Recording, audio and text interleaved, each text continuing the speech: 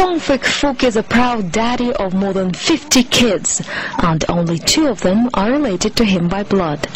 But without him, most of them wouldn't have been born.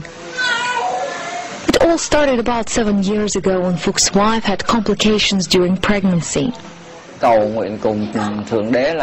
prayed to God to help my wife and child, and I said that if he saves them, I will do something good for people.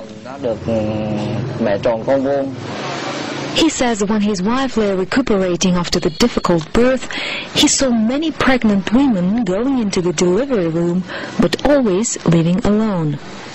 Then I saw the doctors throwing the embryos in the medical garbage. I am a Catholic, and I respect the spirit of human beings. So I asked if I could take those embryos instead. From a distance it looks like a garden, but this is a cemetery.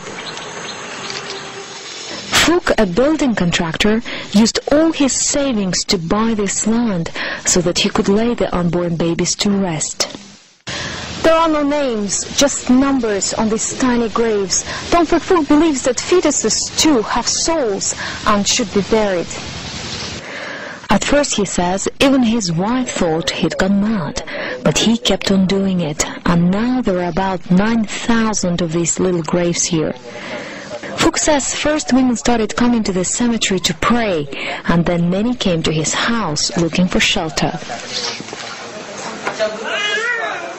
Phan Thi Huan got pregnant before being married and says she had nowhere to go. My family is very poor, and when my parents found out that I was pregnant, they had problems with the neighbors because it's considered to be shameful for a girl to get pregnant before marriage. So my parents told me, it's your problem and you solve it, we won't help you. Now she lives in Phuc's house taking care of abandoned kids. She says after her child is born, she will leave him here until she earns enough money for both of them.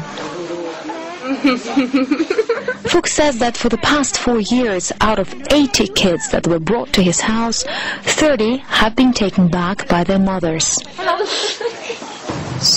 These kids now have a safe and happy house. I'm willing to help and teach those kids to be good people for society. With his salary of just $180 a month, he says at first it was very difficult. They didn't have enough milk and clothes, and the pregnant women kept coming, but he says he never turned anyone away. When the neighbors heard about it, they started helping him. Some wealthy people have even donated houses for the kids. Now he keeps 4 homes with about a dozen kids in each of them. He's also received a letter of praise from the Vietnamese president, but no money. Phuc gave his name to all of the children and says he will raise them as his own, but he always hopes that one day they will be reunited with their mothers. Olga Masalkova,